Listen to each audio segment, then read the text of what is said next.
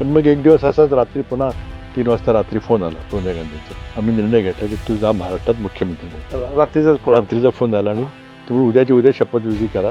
तुम्हाला अगोदर काहीच कल्पना नव्हतं. पण मला मिळालं असं काय मला अजिबात वाटलं, कारण मी महाराष्ट्रात कधीच काम केलं नव्हतं. त्यामुळे महाराष्ट्रात किती जिल्हे आहेत आणि त्याची नावं सांगा म्हटलं तर मला कदाचित सांगता नसते. पवारसाहेबांची ते पहिल्या निवडणुकीनंतर खूप जवळीक निर्माण झाली. दिल्लीमध्ये काय असेल तर मला ते विश्वासात घेऊन सगळे काम करायचे. काही गोष्टी मला सहन झाल्या नाहीत. तिथे भ्रष्टाचार चालला होता वगैरे, मी काय ॲक्शन घेतली. त्याचे परिणाम भोगायला लागतील त्याचा विचार नाही केला, पण भोगायला लागले शेवटी. तिथे सगळे तयारच बसले होते की हे दिल्लीचं पार्सल परत पाठवा म्हणून. तुझ्या कोणाला फार आवडलं नव्हतं. सरकार माझं पाडलं गेलं. ते तर कसं तो इतिहास वेगळाच आहे. मी जेव्हा गुजरातला गेलो तेव्हा त्याने आव्हान दिलं की काँग्रेसच्या 5 जागा लोकसभेच्या होत्या, आता एकही राहणार नाही. महाराष्ट्रात जे काही घडलं ते नरेंद्र मोदींच्या आशीर्वादानं फक्त घडलं. अमित शाह साला म्हणून पार्लमेंट बसले, कधी शक्य नव्हतं, कधी ऐकलं नाही. अमेरिकेत काय घटना घडतात ते वाचल्यावर कळतं की हे काहीतरी गंभीर प्रकरण आहे. सामान्य माणसाला मग राजकारणात संधी मिळणारच नाही, अजिबात मिळणार. मताचा दर 8,000 रुपये एका मताचा असला तर कोण सामान्य माणूस निवडणूक लढेल. म्हणून आज महाराष्ट्राचा कुठल्याही माणसाचा दिल्लीवर प्रभाव नाही याचं कारण हे आहे. निवडणूक तोंडावरती पुन्हा भाजपने गेले तर काय म्हटलं नाही, ते जाणार नाहीत. नरेंद्र मोदी काय पुन्हा आपल्या प्रतिस्पर्धी युती ते येऊ देणार नाही. आणि भाजपचे 138 खासदार, फरक होता 7चा. तो 7चा फरक नसता तर अटल बिहारी वाजपेयी पुन्हा 2004 साली पंतप्रधान झाले असते. रात्री फोन आला, उचलला पीएनी, म्हणजे दिल्लीचा फोन आहे. तू कोण बोलतोय तर म्हणे CP म्हणजे काँग्रेस अध्यक्षांच्याकडून फोन आहे. त्यांचा फोन आला की काकी जे है क्या, तो हां है, तर CP would like to talk to you. म्हणजे राजीव गांधी बोलणार आहेत. मग बोलले. राजीव गांधीने लगेच सांगितलं की काकीजी, I have decided to give ticket, Karad Lok Sabha ticket your son. आपले जे चिरंजीव आहेत जयसिंग, ते त्यांना राजकारणात आवडत नाही किंवा ते पहिल्या दिवशीच ऊर्जा खात्याकडे गेले. अजित पवारांच्याकडे मिटिंग होती, ते गेले. हा गेला. मला समजलं की म्हटलं तू मिटिंगला काहीतरी धंद्याचं काय कोण गेला, तर म्हटलं आता पुन्हा खबरदार आहे, महाराष्ट्रात नाही काय काम करायचं. तुम्ही सांगितलं, त्यांना सांगितलं की तिथे यायचं. त्यांनी ते ऐकलं. ते नाही ऐकलं, कारण ते शक्यच नाही ना. मुख्यमंत्र्याचा मुलगा म्हटल्यावर कोण तिथे काय बघणार, ते वेगळाच बघण्याचा दृष्टिकोनच बदलतो. आणि एक मला आय एम लकी की त्याने कधीही पदाचा गैरवापर केला नाही. वर्षावर कधी आला तर टॅक्सीतून यायचा. हो, बरोबर. ते सगळे शिपाई अडवायचे, हे कोण आहेत. कुटुंबाचं फार नुकसान होतं.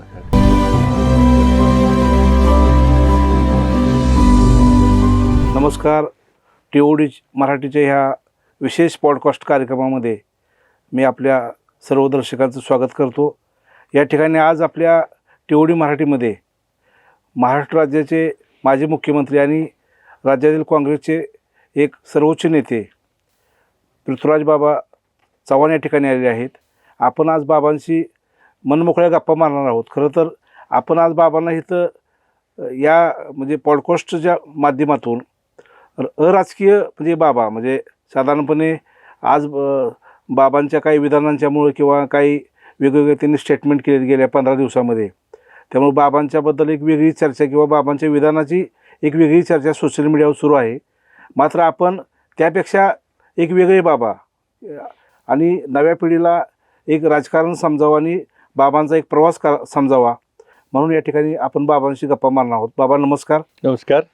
बाबा, आपले पिताश्री आनंदराव चव्हाण साहेब हे देशाचे माजी अर्थराज्यमंत्री होते. पण त्यांचा सुरुवातीचा जो काळ आहे, राजकीय जी कारकीर्द आहे ती साधारणपणे शेतकरी कामगार पक्षाच्या माध्यमातून सुरू झाली होती. नंतरच्या काळामध्ये ते ह्या काँग्रेस पक्षामध्ये गेले, म्हणजे त्यांनी प्रवेश केला. मात्र मला एक अशी गोष्ट माहिती आहे की संयुक्त महाराष्ट्र चळवळीचा ज्यावेळेला लढा चालू होता त्या लढ्यामध्ये स्वर्गीय आनंदरावजी चव्हाण साहेब हे अग्रभागी होते आणि ते त्या लढ्याचे एक प्रमुख शिलेदार होते. आणि त्या काळामध्ये शाहीर अमर शेख असतील, लोकशाहीर अण्णाभाऊ साठे असतील, हे सर्व जे त्या काळातील जे संयुक्त महाराष्ट्र लढ्याचे जे नेते होते किंवा जे संयुक्त महाराष्ट्र झालाच पाहिजे अशी भूमिका काम करून म्हणजे भूमिका घेऊन जे काम करत होते, ती सर्व माणसं आपल्या घरी यायची आणि आपल्यालासुद्धा ते अमर शेखांचे पोवाडे वगैरे ऐकायला आवडायचे लहानपणी. तर हा सगळा जो आपल्या बालपणीचा काळ आहे तो जरा आम्हाला जर तुम्ही सांगितलं तर आमच्या लक्षात येईल की त्या चळवळीचं नेमकं स्वरूप काय होतं. माझे वडील आनंदराव चव्हाण हे पाटण तालुक्यातल्या एका छोट्याशा गावामध्ये, कुंभार गावामध्ये त्यांचा जन्म झाला.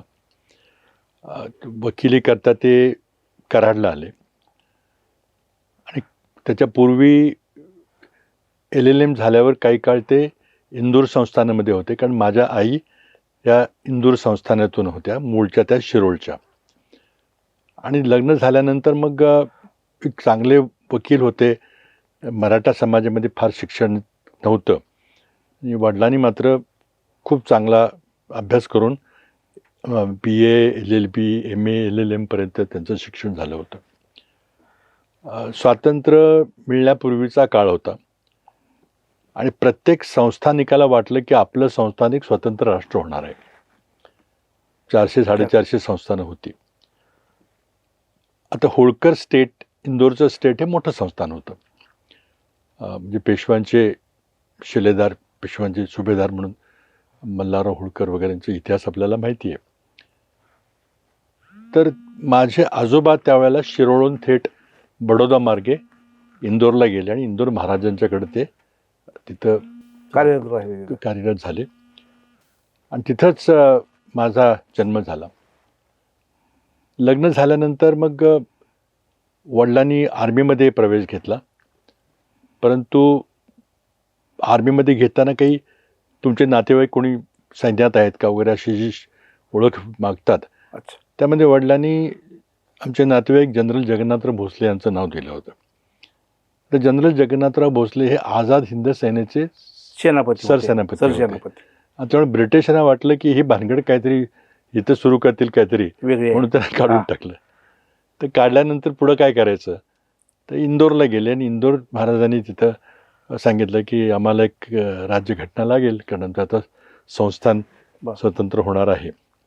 मग त्यांना इंदोर राज्याची राज्यघटना तयार करायचं काम दिलं गेलं. म्हणजे आनंदराव चव्हाण साहेब हो, त्यांना तिथं. मग ते वाचनालयात बसून सर्व देशांच्या घटना करून त्यातनं एक घटना तयार करायचा प्रयत्न केला. पण तेवढ्यात सरदार वल्लभभाई पटेलच्या डोक्यात काही वेगळं होतं. ती सगळी संस्था बरखास्त करून टाकली. त्यामुळे राज्यघटनेची काही गरज कोणाला पडली नाही. एकच राज्यघटना डॉक्टर बाबासाहेब आंबेडकरांनी तयार केली.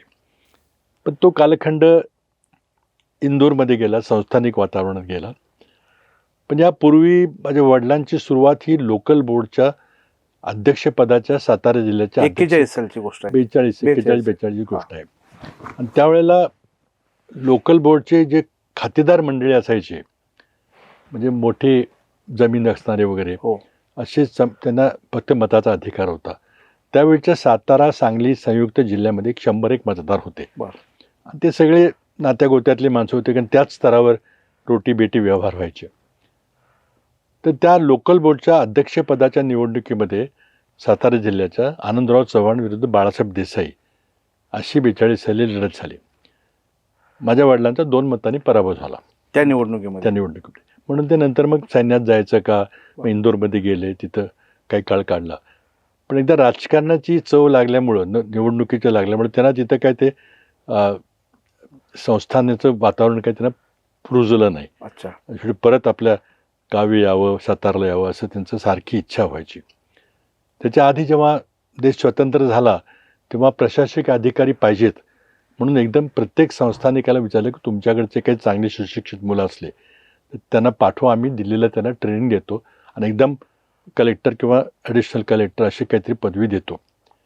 तर इंदोर महाराजांनी सांगितलं की तुम्ही जा आमच्या वतीनं, तिथं ट्रेनिंग घ्या. त्यांनी दिल्लीला ट्रेनिंग घेतलं. बरीच देशातली माणसं होते आणि ट्रेनिंग संपल्यावर लगेच त्यांना काही डेप्युटी कलेक्टर, ॲडिशनल कलेक्टरची ऑर्डर निघाली मध्य प्रदेश संस्थानामध्ये 47 सुमारास.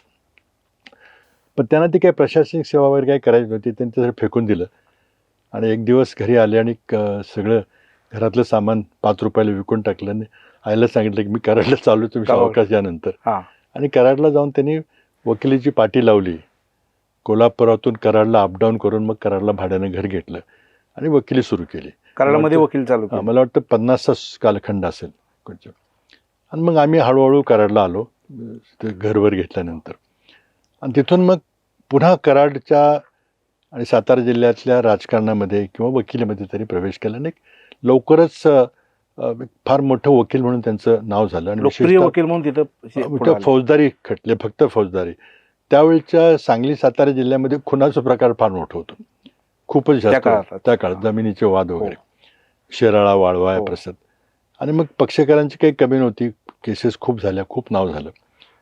आणि एक सुशिक्षित वकील मराठा समाजातला आणि एक सामाजिक कार्य वकिलीच्या माध्यमातून करतो असं लौकिक झालं.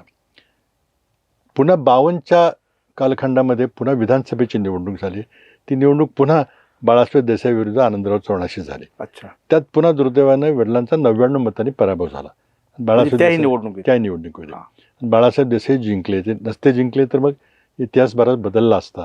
आणि त्याच निवडणुकीमध्ये यशवंतराव चव्हाण विरुद्ध केशवराव पवार अशी माझा कराड दक्षिणमध्ये लढत झाली. कराड त्यावेळेला कराड नाव होतं, दक्षिण नव्हतं. पण त्या मतदारसंघातच निवडणूक झाली आणि चव्हाण साहेब फक्त 208 मतांनी विजयी झाले केशवराव पवारांच्या विरुद्ध. तिथंही इतिहास बदलला असता, 100 मताचा फरक पडला असता तर. पुन्हा पराभव झाला. परंतु एक सुशिक्षित तरुण आहे म्हणून मग तिथल्या शेतकरी कामगार, त्यावेळी शेतकरी कामगार पक्षाच्या तिकीटावरती उभे होते आणि एक डाव्या विचारांचं राजकारण त्यांचं होतं. पण त्यांना पुन्हा विधान परिषदेवर घेतलं गेलं. म्हणजे लगेच त्या पराभवानंतर त्यानंतर लगेच मला वाटतं ते 52, 53, 54ची गोष्ट असेल. पण तोपर्यंत संयुक्त महाराष्ट्र चळवळीने जो धरला होता आणि सर्व डाव्या विचाराचे पक्ष, मग कम्युनिस्ट पक्ष असेल, शेतकरी कामगार पक्ष, समाजवादी पक्ष, समाजवादी, किसान मजदूर म्हणून पक्ष होता आणि काँग्रेसचा एक मोठा भाग काँग्रेसमध्ये फुटून संयुक्त महाराष्ट्र समितीमध्ये ओला डांगे, SM जोशी, नाग गोरे अशी ती दिग्गज माणसं त्या चळवळीत उतरली आणि मग महाराष्ट्र पेटला. आणि त्या चळवळीमध्ये मग लगेच काही गोळीबार जो झाला मुंबईला मोठा, 105 माणसं मेली. त्यानंतर लगेच वडिलांनी आमदारकीचा राजीनामा दिला, पुन्हा बाहेर आले. त्या आमदारकीबद्दल बी सांगा आम्हाला, म्हणजे त्यामागं एक हे काय होतं? नाही, ती आमदारकी म्हणजे काय, आता शेतकरी कामगार पक्षाला काही जागा मिळाल्या होत्या, कोणाला द्यायचं तर सुशिक्षित माणूस असावा, वकील असावा. अशा पार्श्वभूमीतून वडिलांना आमदारकी देण्यात आली. ते विधान परिषदेचे सदस्य झाले काही काळ, मला तो वर्षभर असतील. आणि तेवढ्यात हा प्रकार झाल्यामुळे त्यांनी राजीनामा निषेध म्हणून त्या घटनेचा निषेध म्हणून मग पुन्हा वकिली आणि राजकारण, लालबावटा असं चालू झालं. पुन्हा 57ची लोकसभेची निवडणूक आली. पुन्हा दिल्लीला कोणाला पाठवायचं असलं तर सुशिक्षित पाहिजे, इंग्रजी वगैरे चांगलं बोलणारा पाहिजे. वडिलांची निवड झाली आणि मग 1957च्या लोकसभा निवडणुकीमध्ये काँग्रेसच्या विरोधामध्ये शेतकरी कामगार पक्षाच्या वतीनं वडिलांनी ती निवडणूक लढवली आणि ते जिंकले, चांगल्या मताने जिंकले. तिथे विरोधामध्ये त्यावेळचे सातारा जिल्हा काँग्रेस कमिटीचे काँग्रेसचे अध्यक्ष स्वामी रामानंद भारती होते. त्यांचा पराभव केला आणि मग दिल्लीची त्यांची इनिंग सुरू झाली. दिल्लीला गेले होते. इंग्रजी चांगलं असल्यामुळे तिथं त्यांनी प्रभावी काम केलं आणि महाराष्ट्रातले बहुतेक कुणी फार त्या पार्लमेंटच्या कामामध्ये सहभागी होत नव्हतं, कारण आपल्या ग्रामीण भागातली मंडळी होती. एक तर तिथं हवामान, खाणंपान ते काही कोणाला आवडायचं नाही, भाषा काही त्यात काही फार हे नव्हती. तर वडिलांना खूप चांगल्या प्रकारे त्यांनी पार्लमेंटमध्ये काम करायला सुरुवात केली 57 पासून. तिथले जे काँग्रेसचे दिग्गज नेते होते त्यांच्या डोळ्यात त्यांचं काम भरलं. इकडं संयुक्त महाराष्ट्राची चळवळ चालली होती. यशवंतराव चव्हाण साहेब हे द्विभाषिकाचे मुख्यमंत्री होते 56ला आणि खूप मोठा वाद व्हायचा. आपण जे नावं घेतली की आमच्या घरामध्ये संयुक्त महाराष्ट्र चळवळीचं वातावरण असलं की प्रख्यात प्रल्हाद केशव अत्रे, SM जोशी, नाग गोरे, शाहीर अमर शेख, नाना पाटील वगैरे ही सगळी माणसी उठवळ सारखी असायची. आणि त्या मी लहान होतो, पण अजूनही मला तुम्ही जे म्हटला अमर शेखांचे पोवाडे अजून माझ्या कानात ते गीतं आठवतात मला. आणि त्यावेळेला मग काँग्रेसच्या विरोधामध्ये, आणि स्वाभाविकपणे यशवंतराव चव्हाण मुख्यमंत्री होते काँग्रेसचे, त्यांच्या विरोधामध्ये प्रचंड मोठं वातावरण संबंध पश्चिम महाराष्ट्रात होतं. फक्त कराडमध्ये होतं असं सगळीकडेच होतं, सगळीकडे होतं. आणि बहुतेक काँग्रेसचा सगळीकडे पश्चिम महाराष्ट्रामध्ये धुवा उडला होता. कोल्हापूर, सातारा, सांगली ह्या सगळ्या भागामध्ये खूप मोठ्या प्रमाणात शेतकरी कामगार पक्षाला यश मिळालं. विदर्भामध्ये मात्र काँग्रेसला यश मिळाल्यामुळं काँग्रेसचं सरकार कसं तरी आलं. वडील मग लोकसभेमध्ये खासदार म्हणून 57 पासून काम करायला लागले. 1960 साली जेव्हा संयुक्त महाराष्ट्राची निर्मिती झाली, चव्हाणसाहेब 1 मे 1960ला पुन्हा चव्हाणसाहेब पुन्हा संयुक्त महाराष्ट्राचे म्हणजे नव्या महाराष्ट्राचे मुख्यमंत्री झाले. बऱ्याचशा लोकांना इतिहास सांगताना चव्हाण साहेब फक्त 60 साली मुख्यमंत्री झाले आणि मग नंतर 2 वर्षात दिल्लीला गेले, हाच माहिती आहे इतिहास. पण ते 56 साली द्विभाषिकाचे मुख्यमंत्री होते, हो. 56 ते 60 पर्यंत. हे माहित हे नाही थोडी विसरतात लोक, विसरतात, हां. सोयी न, कारण ते संयुक्त महाराष्ट्राच्या विरोधातलं विरोधातले ते लोक, तिथं हां. काम होतं. पण शेवटी मग इंदिराजींनी पंडित नेहरूंना समजावून सांगितलं की हा महाराष्ट्रावर अन्याय आहे. सगळी ठिकाणी आपण भाषावार प्रांतरचना केलेली आहे, फक्त महाराष्ट्रात आपण गुजराती लोकांच्यावर त्यांना का डांबलेलं आहे. वा. आणि मग असं शंका येते की गुजरातला जास्त वाटा मिळेल, महाराष्ट्राला कमी मिळेल वगैरे वाद आहेत. आणि गुजरातमध्येही स्वतंत्र गुजरात झाला पाहिजे अशी हो. चळवळ होती. त्यातून मग 1 मे 1960ला महाराष्ट्राची निर्मिती झाली. चव्हाणसाहेब महाराष्ट्राचे नव्यानं मुख्यमंत्री झाले, विदर्भ मराठवाडा धरून. असं चालत असताना मग एक दिवस दिल्लीला, वडील दिल्लीला राहत होते आणि मग चव्हाण साहेबांचा फोन आला एक दिवस. ते मला काम माझ्या आईनं म्हटलं की मी जेवायला येतो घरी. मुख्यमंत्री होते, आले घरी जेवायला, जेवण बिवण झालं, सगळं झाल्यानंतर ते बसले होते, त्यांची चर्चा झाली. तर तेव्हा चव्हाण साहेबांनी विनंती केली की म्हटले तुम्ही आत्तापर्यंत भांडत होता, कशाकरता भांडत होता, संयुक्त महाराष्ट्र झाला पाहिजे. बरोबर. आणि सत्ता ही गुजराती मुख्यमंत्री मोरारजी वगैरे असायचे, बाळासाहेब खेर असायचे, शेतकऱ्याच्या मुलाला मिळायला पाहिजे संधी. सत्ता मिळाली पाहिजे. दोन्ही हो. गोष्टी झाल्यात. आता मी मुख्यमंत्री झालो आणि संयुक्त महाराष्ट्र झालाय, बरं. आता आपण सगळे, आता विरोध कशाला, बरं. तर आपण सगळे मिळून महाराष्ट्राची बांधणी करूया, उभारणी करूया, आणि मला तुमची मदत पाहिजे. मग यशवंतराव मोहिते असतील, अकलूजचे शंकरराव मोहिते पाटील असतील, अशी बरीच दिग्गज माणसं त्या परिसरासाठी. सगळ्यांनी विचार केला की आता विरोधाकरता विरोध करणं काही योग्य नाही, बरोबर. शेतकऱ्याचं राज्य आलेलं आहे, तर आपण आता काँग्रेसच्या हात, यशवंतराव चव्हाणांचे आणि काँग्रेसच्या हात बळकट करूया. आणि ते सगळी मंडळी मग एकदम काँग्रेसमध्ये आले.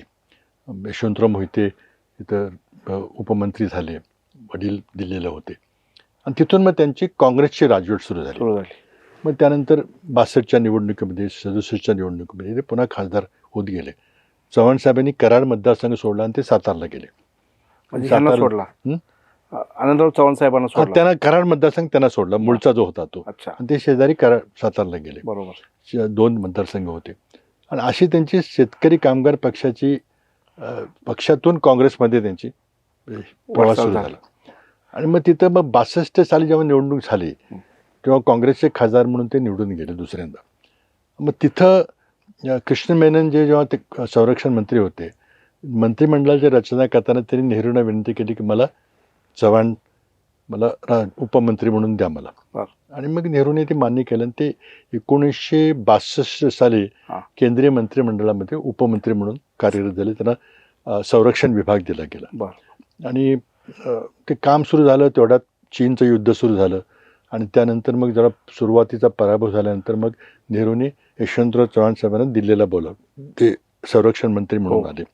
तर काही एक काळ असा गेला की कराडचे 2 माणसं, यशवंतराव चव्हाण आणि आनंदराव चव्हाण, एकाच संरक्षण खात्यामध्ये मंत्री आणि उपमंत्री होते. ते आता शक्य नव्हतं म्हणून मग वडिलांची बदली झाली. ते कृषी खातं, इतर अर्थ नव्हतं, इतर काही असे खाती देत गेले. आणि तेव्हापासून 1962 पासून ते केंद्रीय मंत्रिमंडळात कायम होते, 10-11 वर्ष. पुढं पुन्हा 67ची निवडणूक लढले, खूप प्रचंड बहुमतानं.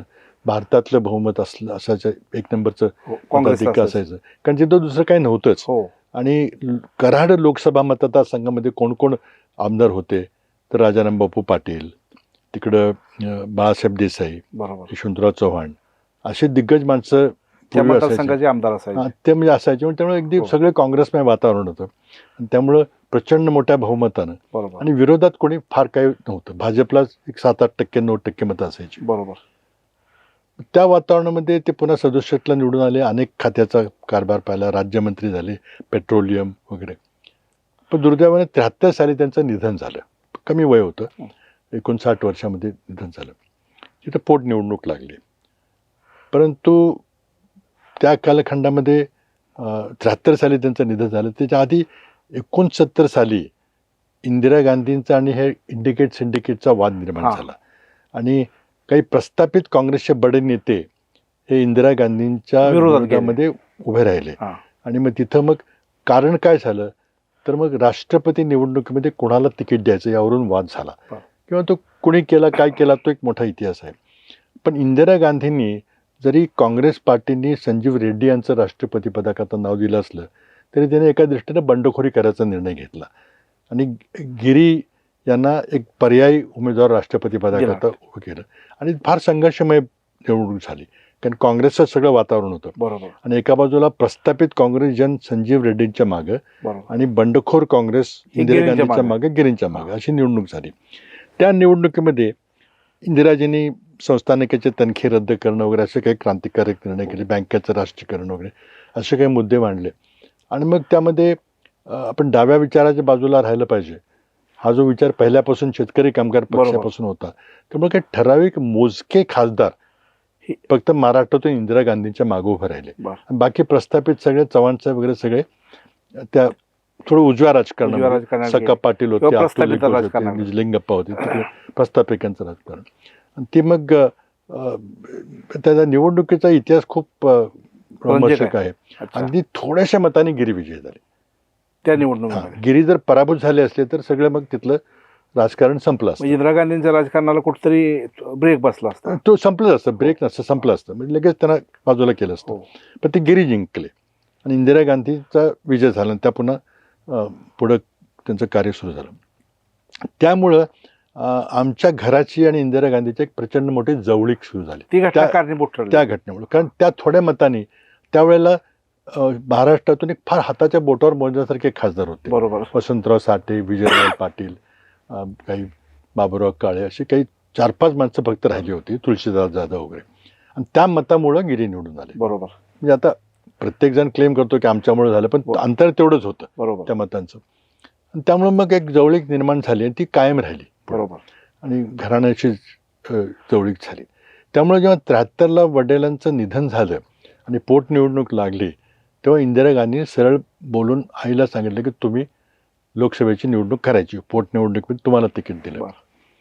आता वडील खूप लोकप्रिय होते, विरोधी पक्षाचे संबंध चांगले होते, अटल बिहारी वाजपेयी वगैरे खूप होते.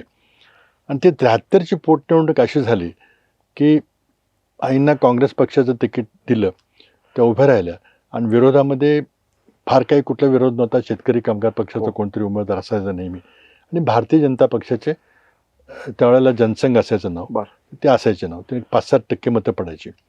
पण जेव्हा निवडणूक लागली असं दिल्लीच्या नेत्यांना कळलं कोण उभं आहे, कोणाला दिले तिकीट वगैरे कळलं, तर स्वतः अटल बिहारी वाजपेयींनी निर्णय घेतला की नाही तुम्ही त्यांना विरोध करू नका. आमचे चांगले मित्र होते आनंदराव चव्हाण. बरोबर. आणि म्हणून ती एक ऐतिहासिक बिनविरोध निवडणूक झाली 73ची. तर सत्ताधारी पक्षाच्या वतीनं लोकसभेच्या पोटनिवडणुकीमध्ये बिनविरोध होणं ही एकच घटना. त्यानंतर पुन्हा मागे झाले असले तर काही त्यानंतर कधी झालेली नाही अजिबात. पण त्या बिनविरोध निवडून आल्या आणि तिथून मग आईंची लोकसभेची कारकीर्द सुरू झाली 73, 77 वगैरे. पण 77ला पुन्हा पक्षामध्ये फूट पडली. बरोबर. इंदिरा काँग्रेस वगैरे झाली. तिथं पुन्हा आईने निर्णय घेतला. काय होतं नेमकं त्यावेळेला एक इंदिरा गांधींना बाजूला करण्याचे प्रयत्न, इंडिकेटचा प्रयत्न होता, तसं साली. आणि इंदिरा गांधींना पुन्हा काढून टाकायचं असंही प्रस्थापित काँग्रेसचं मत झालं. आणि त्यातून मग हाताची खूण बाहेर पडली, इंदिरा गांधी बाहेर पडल्या त्यांच्या विरुद्ध. आणि 77ला त्यांचा पराभव झाला होता त्यावेळेला.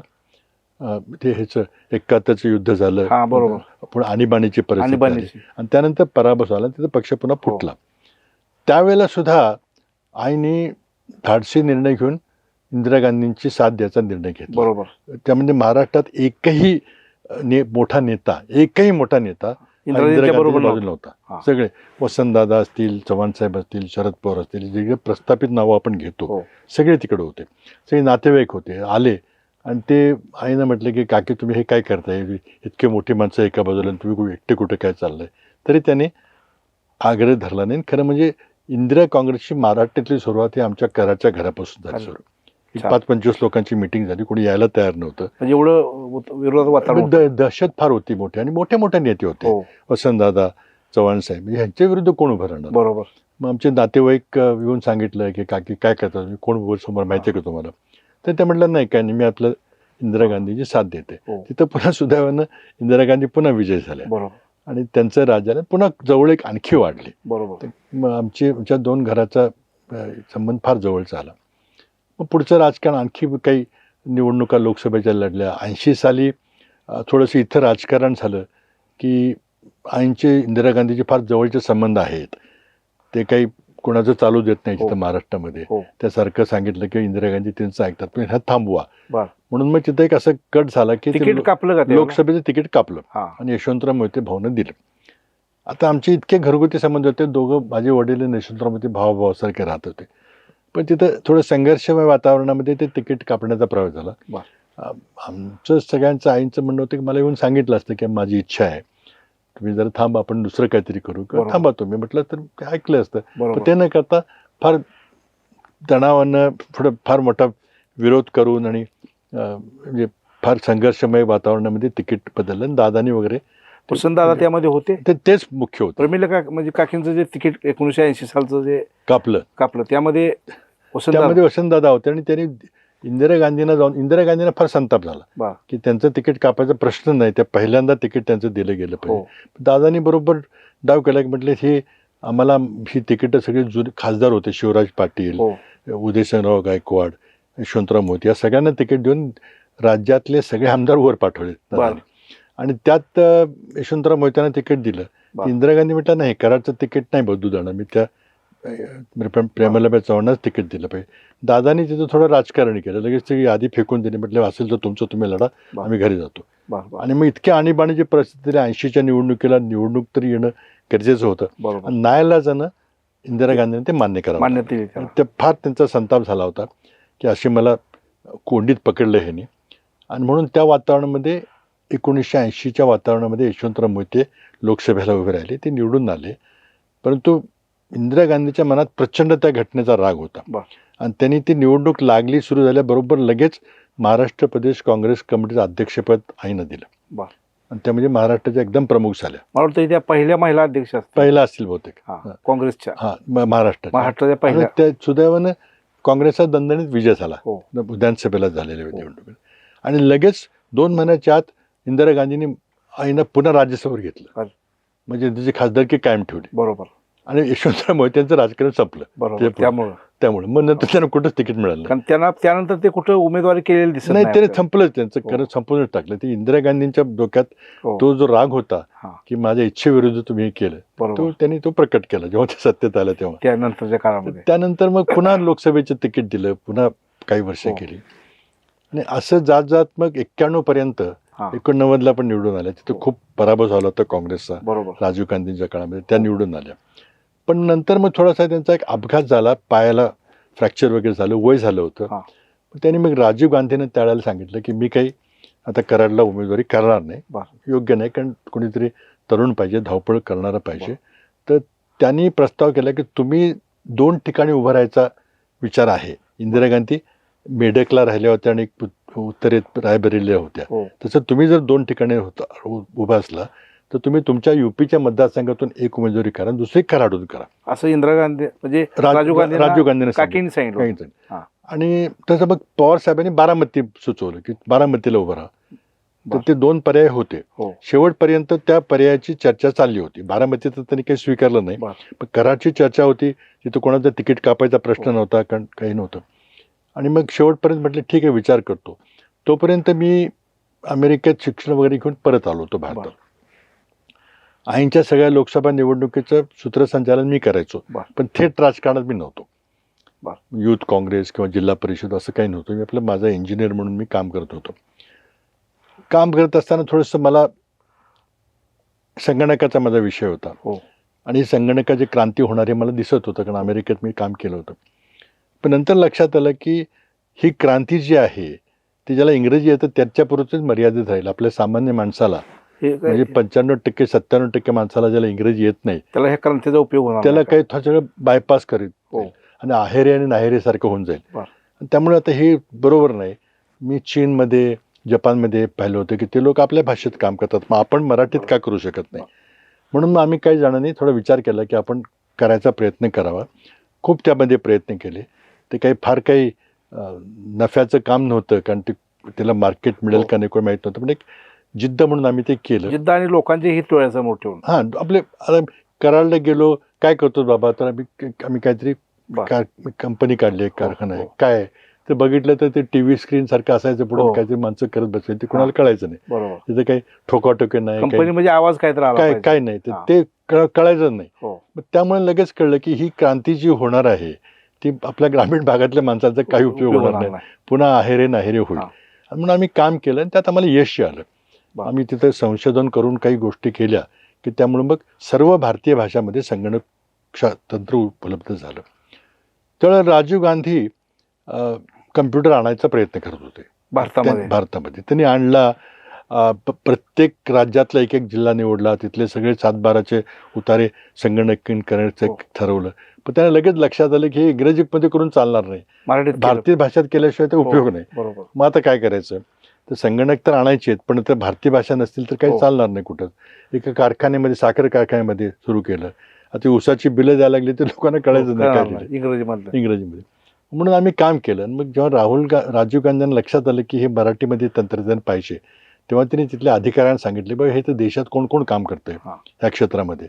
तर आमचं नाव तिथं अग्रणी होतं. लगेच आम्हाला बोलवलं, 5-7 जणांना बोलवलं की जे फार महत्त्वाचं काम करत होते आणि राजीव गांधींची आम्हाला हे करून दिली. आता माझं आणि राजीव गांधींचं असायचं की आईंच्या बरोबर मी कधी पुढं काही केलं नाही की मी कोणाचा मुलगा आहे काय. आपलं वाढदिवसाला एक गुलाबाचं फूल द्यायचं किंवा दसऱ्याला वगैरे द्यायचं, असं एवढंच फक्त वर्षातला एक 5 मिनिटाचा संपर्क. ते काही संपर्क थेट अशी ओळख नव्हती. हो, मी प्रयत्न नाही केला. म्हटलं आता त्या वाटेने जायचं नाही, पण तर कशाला म्हणून फक्त औपचारिक म्हणून आम्ही जायचो. फक्त प्रेमालाबाईंचा मुलगा, आता ते कोण ओळखतं एवढ्या गर्दीत. तिथं काय होतं, पण त्यामुळे मग ते संगणकात जे मराठी संगणकात किंवा हिंदी संगणकात जे काम करत होते त्या लोकांना बोलवलं. तिथं आम्ही गेलो, दाखवलं सगळं, खूप इम्प्रेस झाले, खूप चांगले म्हणून.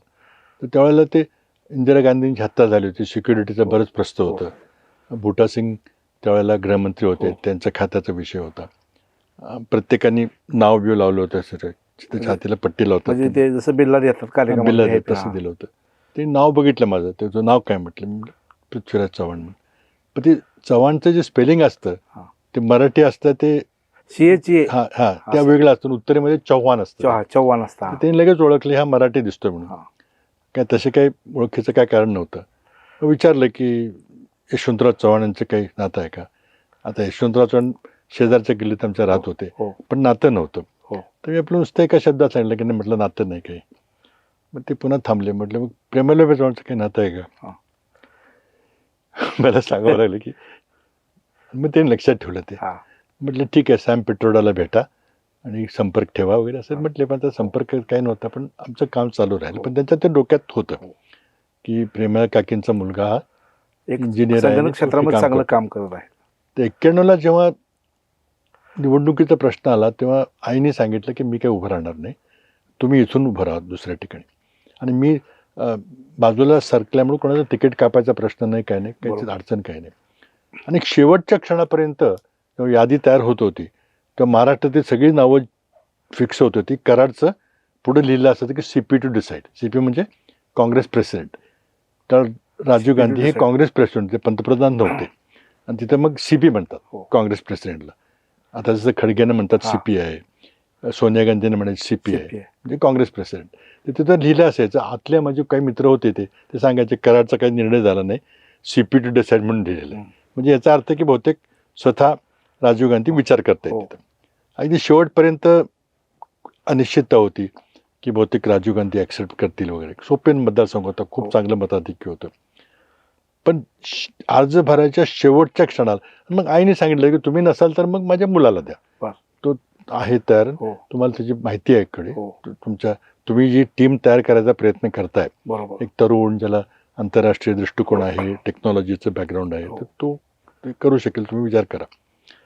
आणि नेहमी आम्ही कराडला सर्किट हाऊसला आलो राहायला, दिल्लीहून आलो, मी आणि आई दोघं होतो. आणि दुसऱ्या दिवशी अर्ज भरायचा शेवटचा दिवस, रात्री 3ला फोन आला, पुणे सर्किट हाऊसला फोन आला. आम्ही मी नाही तिथं, दोघं एक जण झोपलो. रात्री फोन आला, उचलला PAने, म्हणजे दिल्लीचा फोन आहे. तेव्हा फोन काही मोबाईल वगैरे काही नव्हते. तो कोण बोलतोय तर म्हणे CP म्हणजे काँग्रेस अध्यक्षांच्याकडून फोन आहे.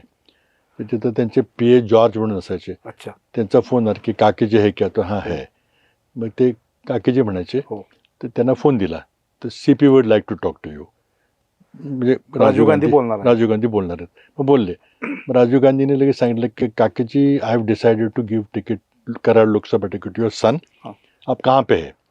तब पास ही है, पूना में है, तो पहुंच सकते क्या आप, नॉमिनेशन भर सकते क्या? हाँ भर सकते हैं, सतारा जाना है, पास ही, घंटे भर का रास्ता है, तो ठीक है आप करिए और तुम्हारा आपका टिकट, पृथ्वीराज का टिकट फाइनल कर दिया है, जरूरत पड़े तो तुम्हें कैंपेन के लिए आऊँगा कराड.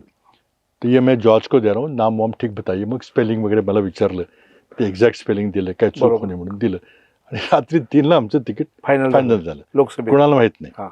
तिथे विरोधक खूप होते, हा. कारण पहिल्यांदा वडील, नंतर आई, आता तिसऱ्या पिढीतला मुलगा आला, बरोबर. त्यामुळे प्रस्थापित कधी काय आवडलं नाही. घराणेशाही वगैरे हा, असं ते चालू झालं असा असेल. आरोप झाला सुरू. प्रस्थापित म्हणजे कोण आहे तुम्ही आता, हो तुमच्या लक्षात आलं असेल. आलं. हो ते काही बोलायचं काही हो, कारण हो, नाही. हो. तर त्यांनी मग मी गेलो, लोकांना फोन करून सांगितलं की आपलं तिकीट फायनल झालं, तयारी करा.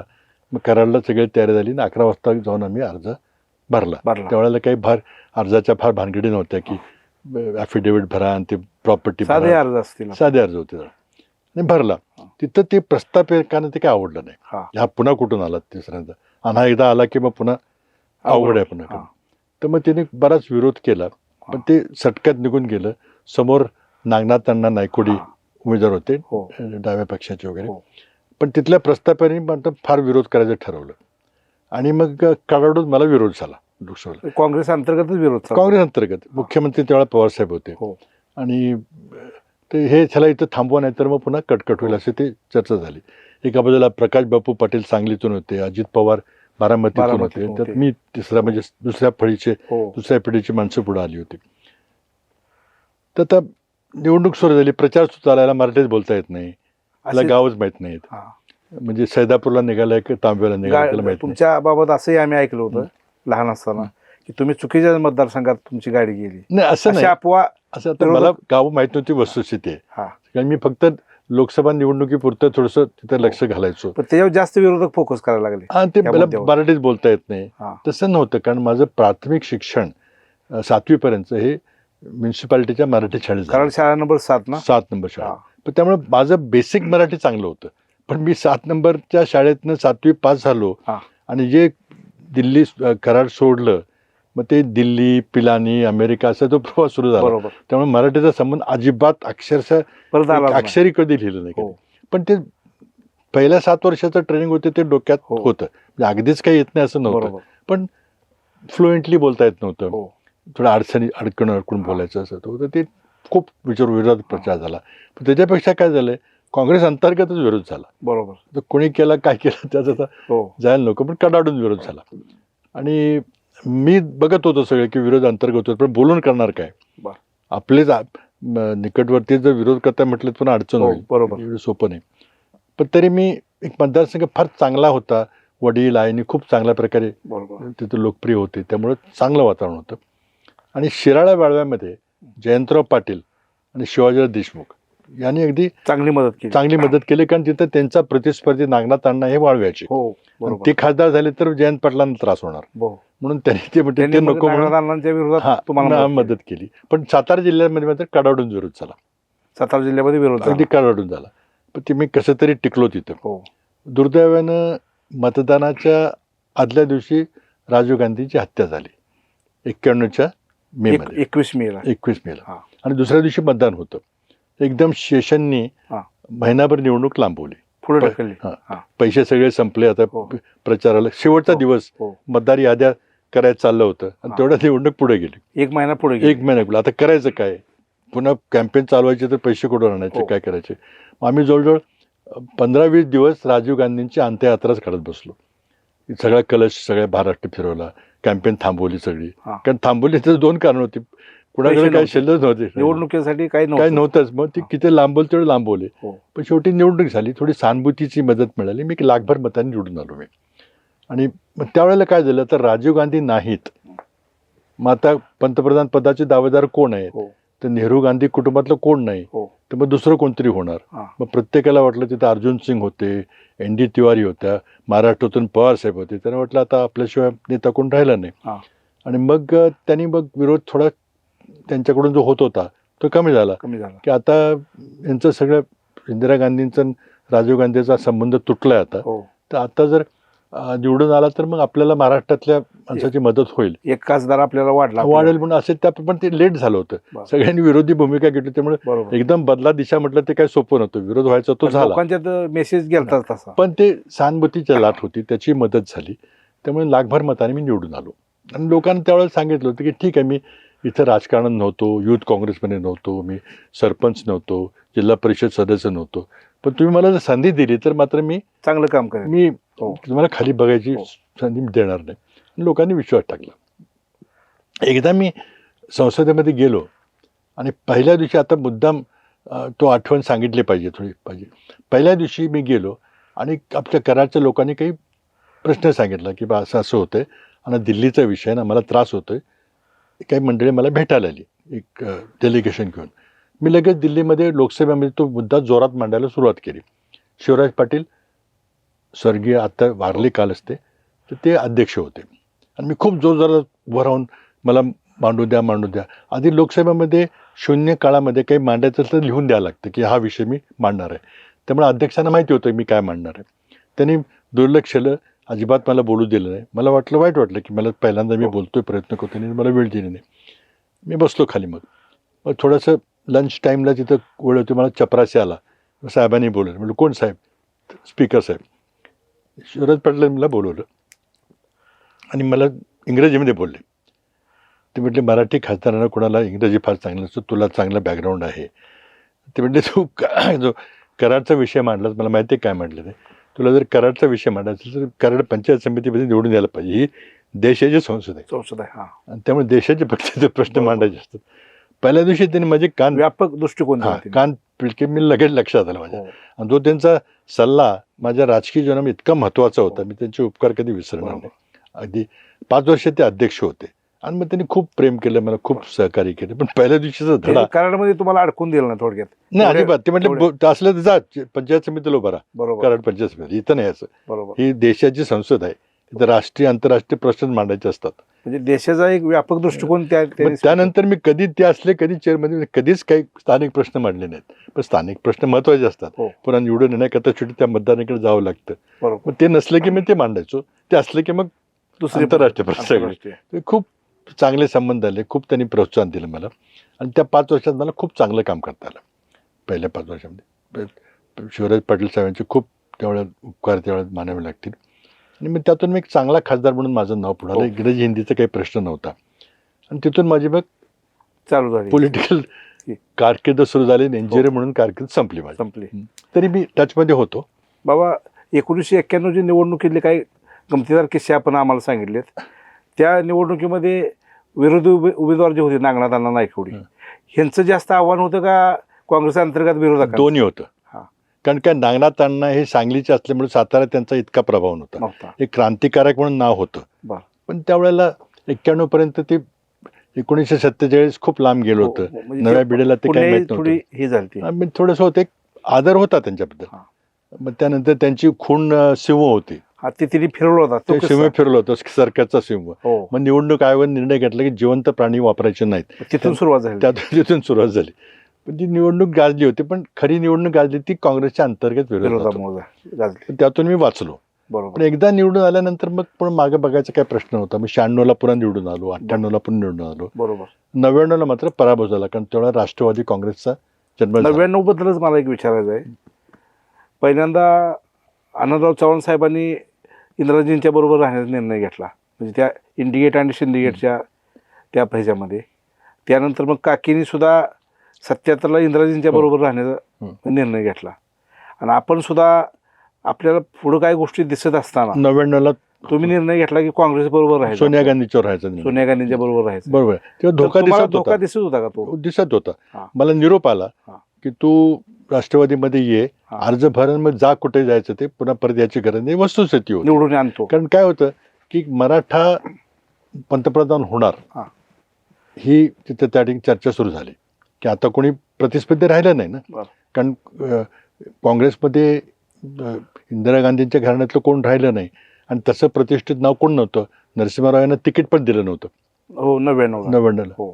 म्हणजे ह्याला 91ला 91 आणि 99ला मग आता हे सगळं होणार म्हणून ते राजकारण पुढे गेलं. हो. पवारसाहेबांनी वेगळा पक्ष काढला आणि मला अगदी निरोप आला होता की तू फक्त अर्ज भरून जा निघून, मग प्रचाराची गरज नाही. ते खरं होतं. तिथं म्हणजे एक वातावरण असं झालं होतं, हां. एक मराठा माणूस पंतप्रधान होणार आणि मी निवडून आलो तर मी त्यांना विरोध करणार, असं एक वातावरण असं वातावरण झालं. त्याचा फटका मला बसला. बरं. ते मला माहिती होतं की शक्यता आहे, पण तरी वाटलं की कदाचित आपण त्यातून निघू.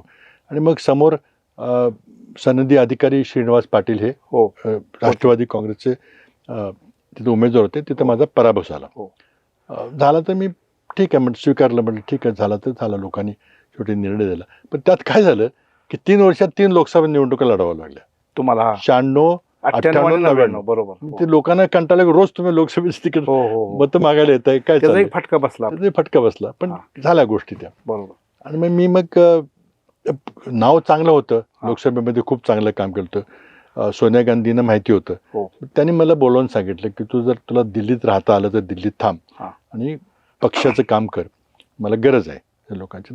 मला दिल्लीत राहायची सोय होती, त्यामुळे मी म्हटलं ठीक आहे, मी दिल्लीत राहून पक्षाचं काम करतो. मला त्यांनी जबाबदारी काही दिली आणि तिथं मग मी 99, 2000, 2001, 2 फक्त पक्षाचं काम करत राहिलो. काही खासदार नव्हतो मी. पण 2002 साली गांधींना वाटलं की ह्याला आपण पुन्हा संसदेत आणलं पाहिजे आणि त्याने मला त्या ठिकाणी राज्यसभा तिकीट दिलं. बरेच दिग्गज माणसं महाराष्ट्रातली इच्छुक होती, पण त्यांनी ते सोडून मला 2002 साली पुन्हा राज्यसभेत आणलं. माझी पुन्हा दुसरी इनिंग सुरू झाली. राज्यसभेची लोकसभेची संपली आणि राज्यसभेची सुरू झाली. तर 2002ला नंतर 2004ची लोकसभा निवडणूक जेव्हा झाली तेव्हा मी काही उभं राहिलो नव्हतो. श्रीनिवास पाटील हे आमच्या आघाडीचे उमेदवार होते, म्हणजे त्यांनाच तिकीट मिळालं आणि मी मोकळा होतो. मग सोनिया गांधींनी मला बोलवून सांगितलं की तू आता पक्षाचा प्रभारी म्हणून पक्षाकरता काम कर. लोकसभेच्या निवडणुकीमध्ये प्रत्येक राज्यामध्ये आम्ही काँग्रेसचा एक दिल्लीहून प्रभारी पाठवतो आणि तो निवडणुकीचं संचालन करतो. तर मला तुला गुजरातची जबाबदारी द्यायची आहे. गुजरातचा जनरल सेक्रेटरी म्हणून जा म्हणून एक 4 महिने आधी सांगितलं मला निवडणुकीच्या. मी गुजरातमध्ये गेलो, पाहिलं, तिथं लगेच ताबडतोब राजकारण समजून घेतलं की तिथं सामाजिक समीकरण कसं आहे, काय आहे. प्रत्येक मतदारसंघातल्या लोकांना बोलावलं, गेलो तिथं आणि लगेच मला लक्षात आलं की गुजरातमध्ये नरेंद्र मोदींचं राज्य होतं. 2002 साली 3 साली ते गोधरा झालं होतं आणि त्यानंतरची पहिली निवडणूक. आणि नरेंद्र मोदींना दाखवायचं होतं की गोधरा जरी झालं तरी मी अजून लोकप्रिय आहे. मी जेव्हा गुजरातला गेलो तेव्हा त्याने आव्हान दिलं की काँग्रेसच्या 5 जागा लोकसभेच्या होत्या, आता एकही राहणार नाही, ही सगळं मी भाजपमय करून टाकणार आहे. मलाही भीती वाटली, पहिल्यांदाच आपल्याकडे जबाबदारी मिळाली, जर 5 जागा तर राहिल्या पाहिजेत, तर मग पुढं काही पक्षाचं काही काम मिळणार नाही. पण मी सगळा अभ्यास करून लगेच सोनिया गांधींच्याकडे गेलो. मी म्हटलं की शंकरसिंग वाघेला जे गुजरातचे माजी मुख्यमंत्री होते ते आमच्या पक्षाचे अध्यक्ष होते. ते पक्षात काँग्रेस पक्षामध्ये आले होते, राजपूत समाजाचे. मी सोनियाजींना सांगितलं की हे सामाजिक समीकरण काही जमत नाही, इथं ओबीसी चेहरा दिला पाहिजे. राजपूत जरी असलं तरी त्यांचा तसा प्रभाव राज्यात नाही आहे. ते लोकप्रिय नेते आहेत सगळे आहेत, पण ते त्यामुळं आपल्याला काही बदल करावे लागतील. त्या म्हटल्या काय सांगतोस तू, ते माजी मुख्यमंत्री आहेत, त्याला काढलं तर निवडणूक तोंडावर ते पुन्हा भाजपमध्ये गेले तर काय. ते म्हटलं नाही, ते जाणार नाहीत, नरेंद्र मोदी काय पुन्हा आपल्या प्रतिस्पर्धी युती येऊ देणार नाही. आणि मग त्याने माझ्यावर विश्वास टाकला. म्हणजे ठीक आहे, तुला बदल करायला सुचव ना काय ते. मग मी तिथं सगळा अभ्यास करून एका ओबीसी नेता BK गडवे म्हणून त्यांना मी सुचवलं की त्यांना आपण अध्यक्ष करूया. त्यांना निवडणुकीच्या 2-3 महिन्याआधी गुजरात प्रदेश काँग्रेस कमिटीचं अध्यक्षपद दिलं. माझी त्यांची टीम चांगली जमली. मी प्रत्येक मतदारसंघात गेलो, उमेदवार निवडले, काही नवे काही जुने, आणि निवडणुकीला सामोरं गेलो. माझ्या मनात धाकधूक होती की 5 जागा आल्या नाही तर आपली पुन्हा अवघड होईल आपलं. पण त्यावेळेला इतकं चांगलं आमचं ते गणित जमलं सगळं की आमच्या 12 जागा निवडून आल्या लोकसभेच्या आणि नरेंद्र मोदींच्या 14 आल्या. आणि एकामध्ये निवडणूक याचिका होती, ती काही शेवटपर्यंत त्याचा निकाल लागला नाही, ती नक्कीच आम्ही जिंकलो असतो, म्हणजे 13-13 झालं असतं. पण तरी 12 जागा ह्या चांगल्या होत्या, म्हणजे 5च्या 7 वाढल्या. आता ज्यांना राजकारण फार जवळून माहिती आहे त्यांना ह्या 7चा अर्थ समजतो, माहिती आहे. बाकी ज्यांना कोणाला माहिती नाही. जेव्हा निवडणूक लोकसभेची संपली 2004ची, तेव्हा शेवटचा आकडा काय झाला तर काँग्रेसचे 145 खासदार आले आणि भाजपचे 138 खासदार होते. फरक होता 7चा. तो 7चा फरक नसता तर अटल बिहारी वाजपेयी पुन्हा 2004 साली पंतप्रधान झाले असते. आणि त्या हे फक्त गुजरातनं दिलेलं दान काय तो महात्मा गांधींना कळलं आणि अहमद पटेलला कळलं.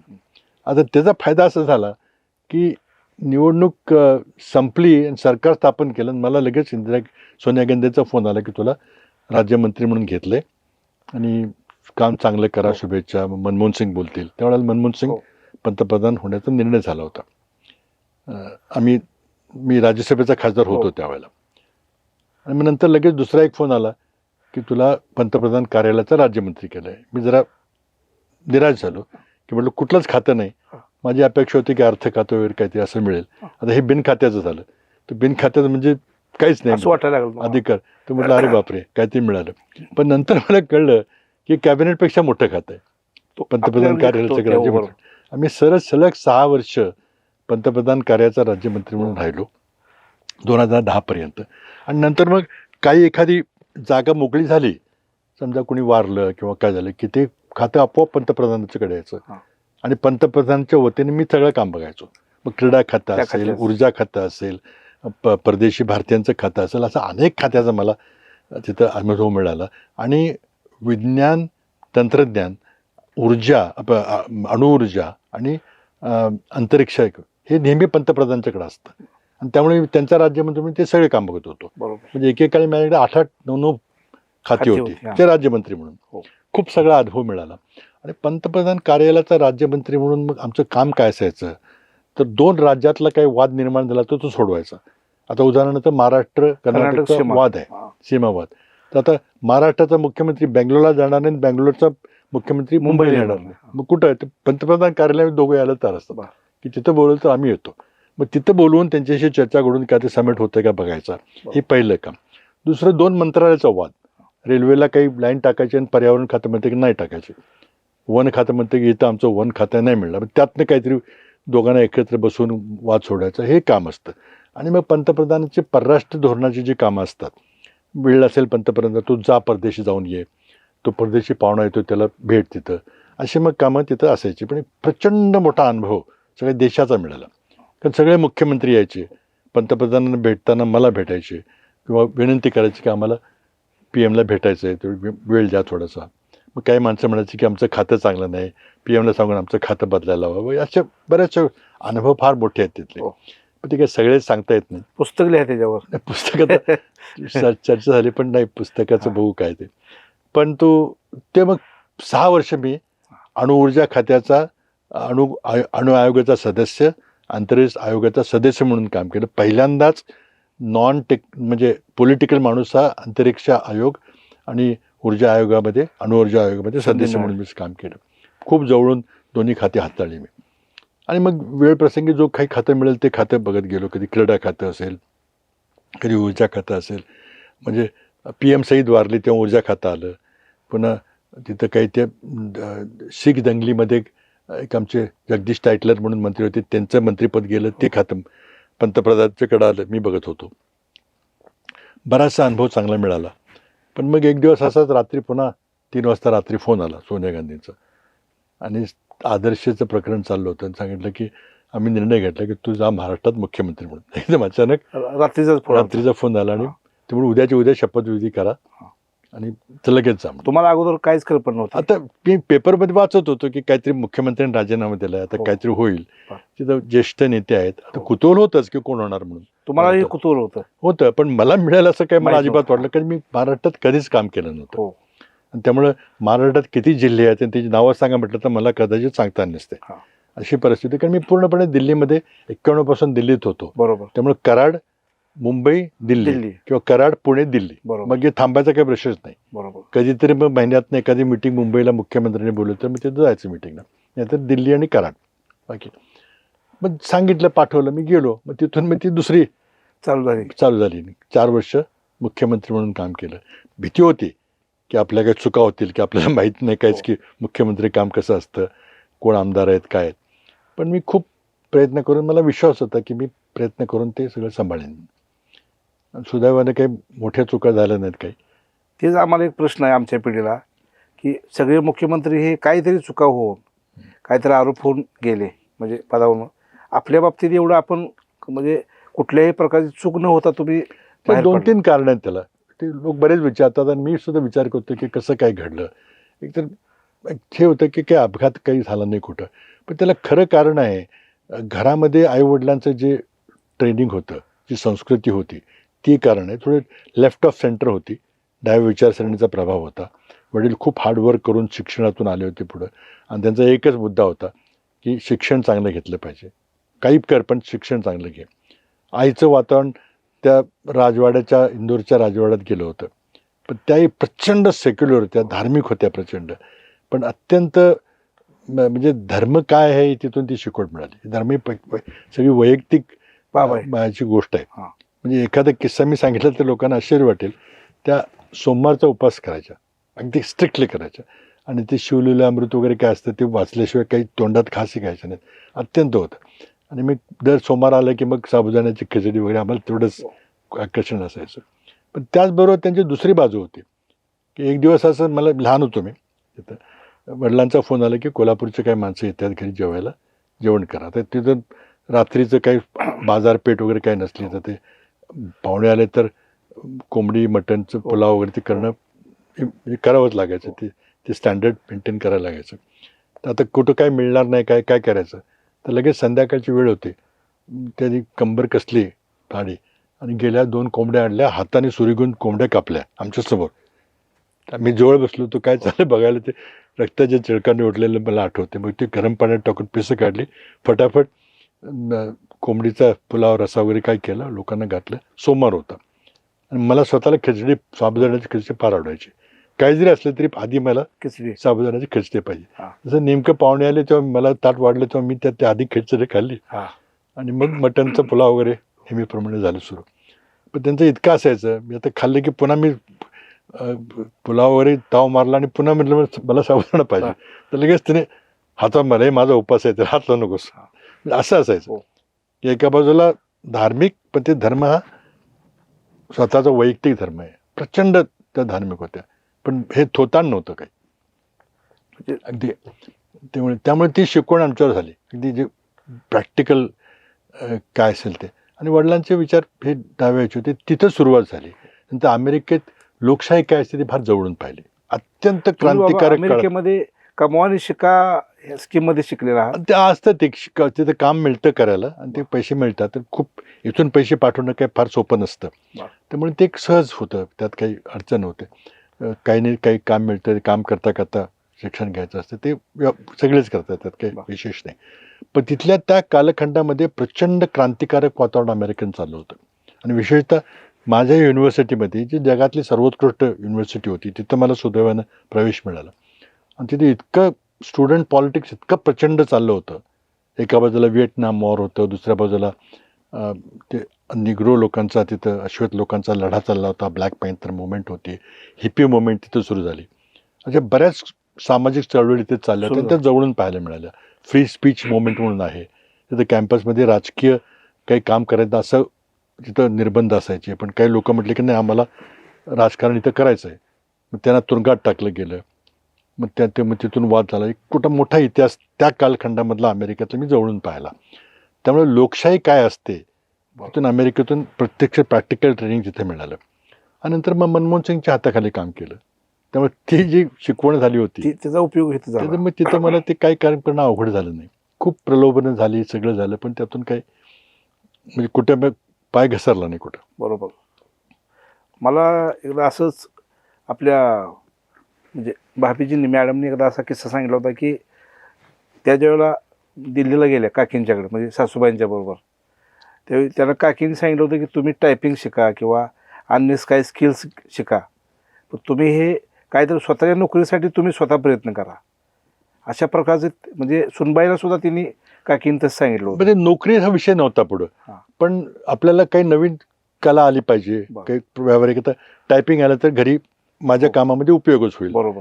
मग अशा त्या पद्धतीने तिने इतकं साधं सांगत होते. कारण काय झालं होतं, माझ्या आईना इंदोरमध्ये MBBS डॉक्टर व्हायचं होतं. वडील शिरोळचे आणि स्ट्रिक्ट ऑर्थोडॉक्स फॅमिलीमध्ये फार हे होते. तर त्यांनी सांगितलं की नाही, मुलांच्या शाळेत मी जाऊ देणार नाही, म्हणून त्यांचं इंटरला शिक्षण थांबवलं शिक्षण. आणि त्यांची खूप इच्छा होती करायची, पुढे शिकायची म्हणजे MBBS व्हायची. पण ते होऊ दिलं नाही, कारण तिथं वातावरण जरा ते थोडंसं हे होतं की मुलांच्या शाळेत जायचं नाही वगैरे.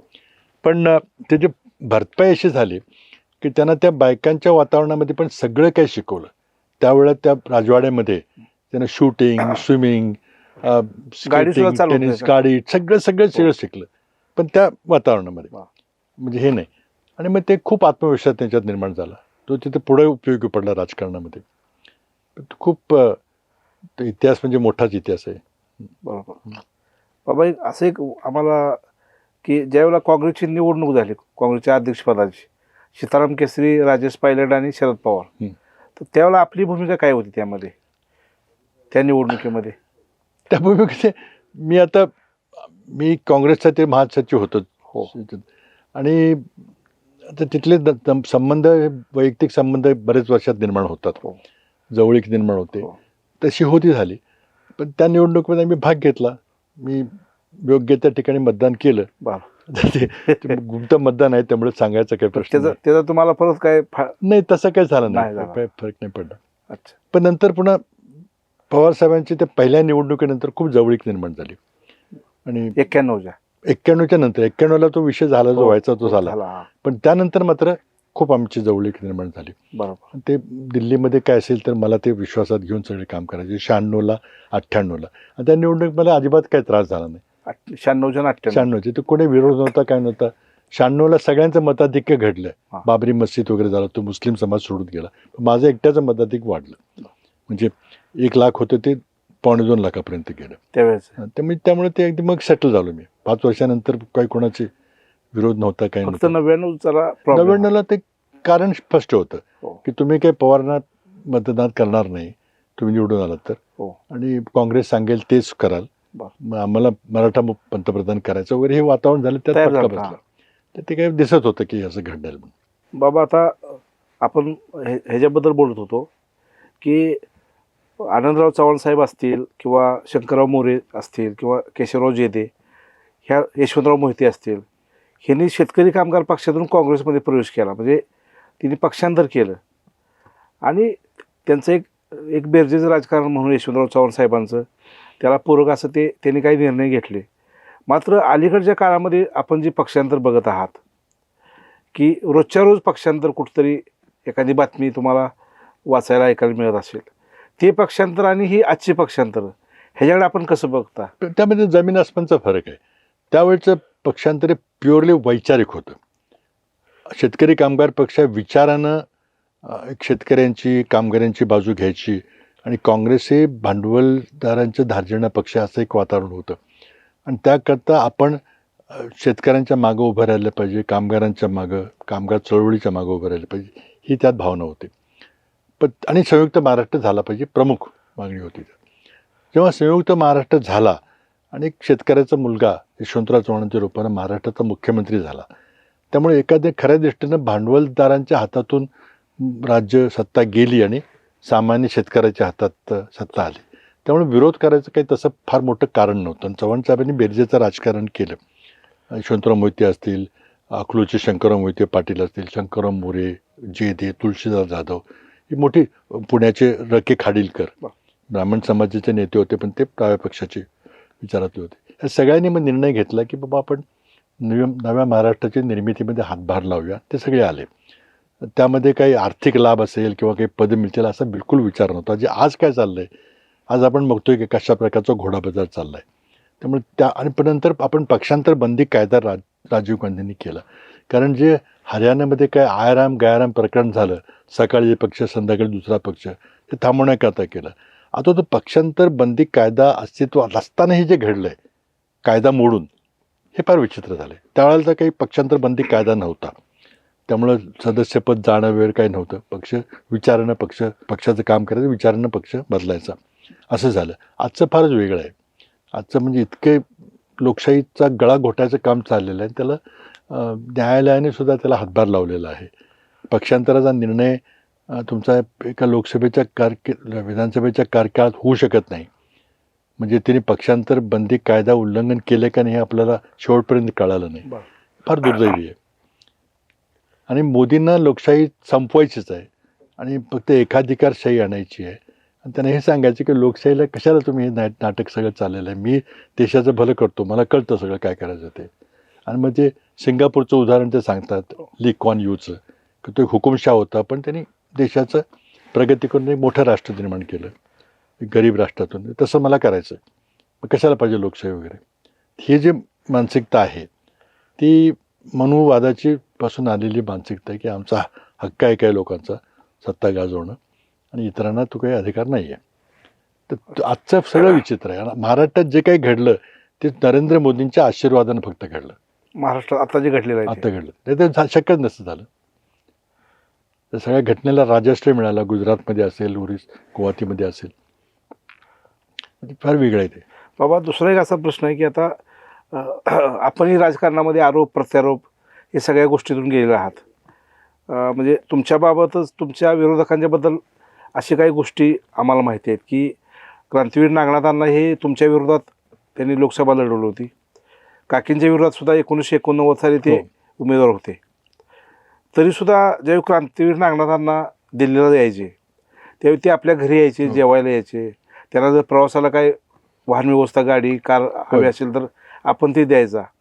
एवढं आपण सहिष्णू पद्धतीनं विरोधकांच्या काय बाबतीत होतं वागत की होता. हा जिव्हाळा जो तुमच्या घराण्याकडे आहे किंवा नाही, हा त्या आज काळात काय, आज हे कसं एवढं नाही, त्या काळात सगळीकडे होता. आमच्यात होतं असं नाही. एक माणुसकी असायची, मैत्रीचे संबंध असायचे. विरोधी किती कडाडून विरोध केला तरी शेवटी रात्री मित्र म्हणून लोक वागायचे. कारण तो वैचारिक विरोध असायचा, तो वैयक्तिक विरोध नसायचा.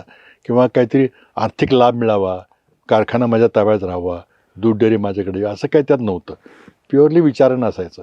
तुम्ही डाव्या विचार करता, आम्ही पण डाव्या विचाराचे समर्थक आहोत, पण थोडंसं काँग्रेसमध्ये राहून मी तो विचार पुढे नेतोय, असे ते संबंध असायचे. त्यामुळे विरोधाकरता विरोध निवडणुकीत व्हायचा, पण पुन्हा मग काही विरोधाचं कारण नसायचं कधीच. म्हणजे सुवर्णानुबंध तयार व्हायचा. अगदी चांगले असायचे. कधी असं कधी वैयक्तिक द्वेष कधी कोणाचा कधी केला नाही. आज जे तुम्हाला सगळं बघितल्यावर काय वाटतंय? अगदी शिसारी येते ती अक्षरशः. एकमेकाच्या विरोधात काय म्हणजे फार त्याला शिवीगाळ चाललेली आहे. काल अमित शाह साला म्हणून पार्लमेंट म्हटले. कधी शक्य नव्हतं, कधी ऐकलं नाही असं मी. इतक्या वर्षात मी पार्लमेंटमध्ये होतो. फारच तर खाली गेलेलं. तुम्ही अलीकडच्या ज्या वृत्तवाहिन्यावरल्या ज्या बातम्या ज्या रोज दाखवल्या जातात ह्या तुम्ही बघता का अलीकडच्या? आता काय नवीन साधनं उपलब्ध झालेली आहेत. यूट्यूब आहे, नंतर काही चांगले पत्रकाराचा आदर आम्हाला आहे, अशांची माहिती आहे. ती काही खोटं सांगणार नाहीत किंवा व्हॉट्सअप युनिव्हर्सिटीसारखं सांगणार नाही. ही माहिती आहे, त्यामुळं आपण काय बघायचं पण ठरवू शकतो. पूर्वी हे नसताना जे दाखवतील दूरदर्शनवर ते बघावं लागायचं नाईलाजानं. तर आता करायची गरज नाही. वर्तमानपत्र, चांगले वर्तमानपत्र वाचले तर त्यात बऱ्यापैकी योग्य माहिती मिळते. ते काही ठराविकच आहेत, कारण सगळी वर्तमानपत्राचा बड्या उद्योगपतींनी काबीज केलेली आहेत. पण स्वतंत्र बनायचे 1-2 वर्तमानपत्र आहेत, ती पाहता येतात. की एखादी चॅनलवर काही यूट्यूबवर काही लोक ज्यांचे आमचे वैयक्तिक संबंध आहेत, की तो काही खोटं सांगणार नाही किंवा चुकीचं सांगणार नाही, प्रॉपरली रिसर्च करून जर्नलिझम करतोय, शोधपत्रिका पत्रकारिता करतोय, हे माहिती असेल ते बघता येतं आपल्याला. आणि मग आंतरराष्ट्रीय वर्तमानपत्रात दर्जा जो आहे तो कुठं आपल्या ह्याला कुठं होणार नाही. आता अलीकडं जो मी 19 डिसेंबर सारखं म्हणतोय ना, ते सगळे आंतरराष्ट्रीय वर्तमानपत्रात आलेले सांगतोय. माझं स्वतःचं काही नाही. अमेरिकेत काय घटना घडतात ते वाचल्यावर कळतं की हे काहीतरी गंभीर प्रकरण आहे.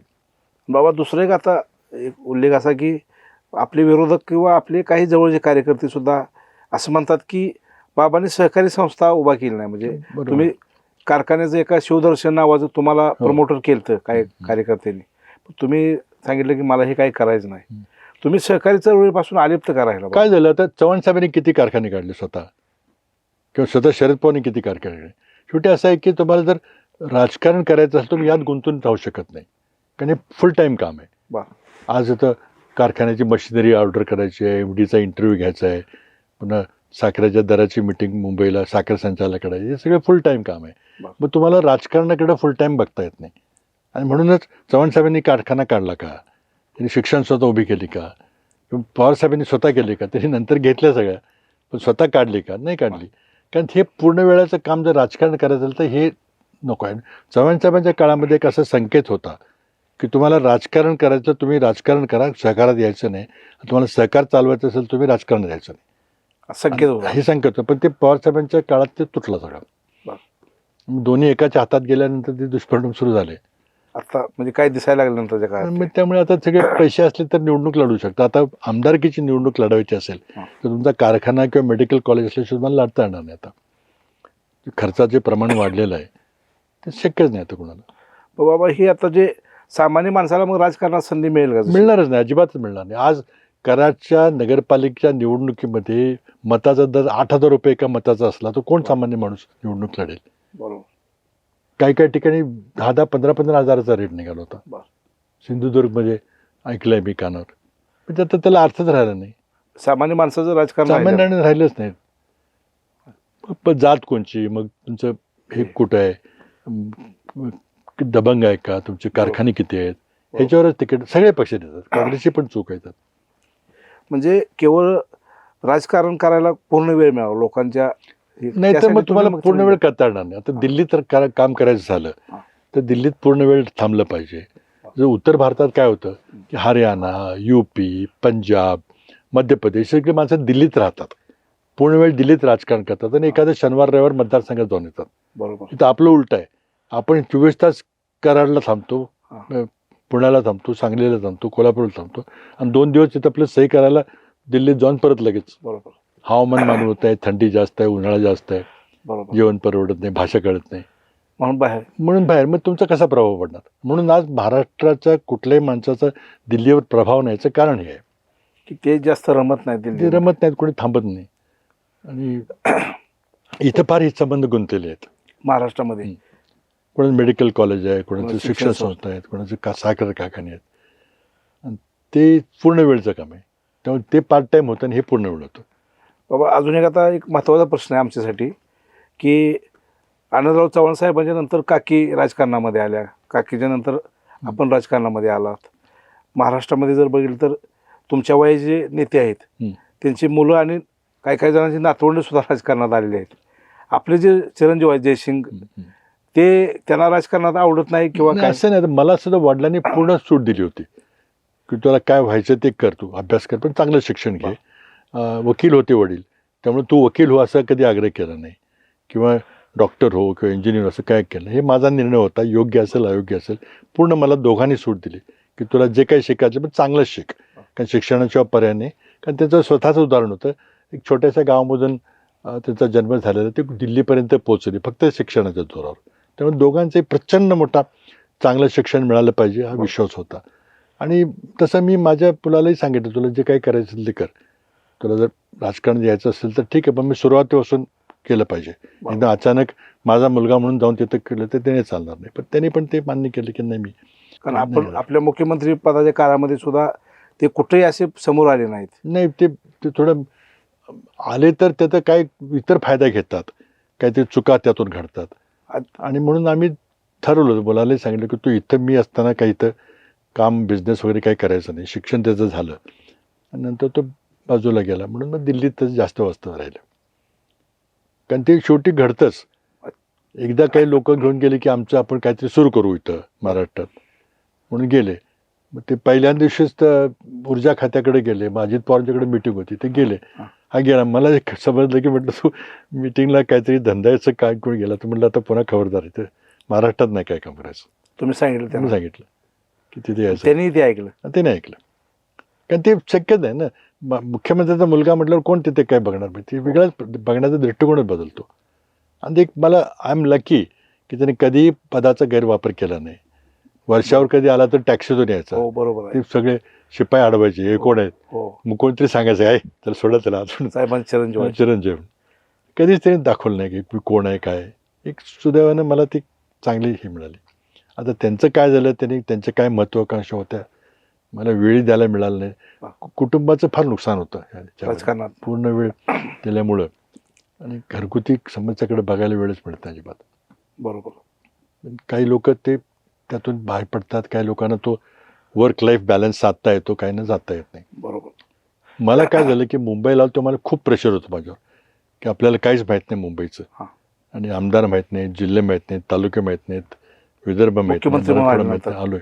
आणि जर चुका झाल्या तर लोक मग आणि तिथं सगळे तयारच बसले होते की हे दिल्लीचं पार्सल परत पाठवा म्हणून. त्याच्यामुळे कोणाला फार आवडलं नव्हतं, हा, कारण बरेच सिनियर मंडळी होते. बरोबर. आणि दोन्ही पक्षाचं त्यात हां, पण ते मग झालं, जमलं. काही महाराष्ट्रात काही घटना घडल्या आणि मला तर मनमोहन सिंग वगैरे मी पाहिलं होतं, अमेरिकेत राहिलं होतं. मग काही गोष्टी मला सहन झाल्या नाहीत. जिथे भ्रष्टाचार चालला होता वगैरे, तर मी काही ॲक्शन घेतली. बरोबर. त्याचे परिणाम भोगायला लागतील त्याचा विचार नाही केला, पण भोगायला लागले. शेवटी बरोबर. सरकार माझं पाडलं गेलं. हो, तर ते आता कसं, तो इतिहास वेगळाच आहे. वेगळा इतिहास.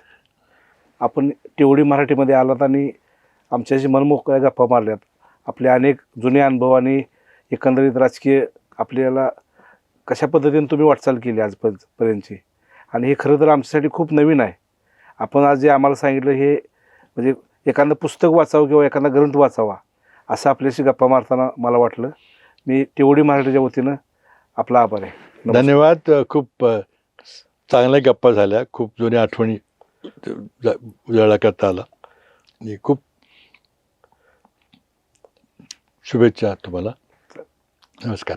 नमस्कार.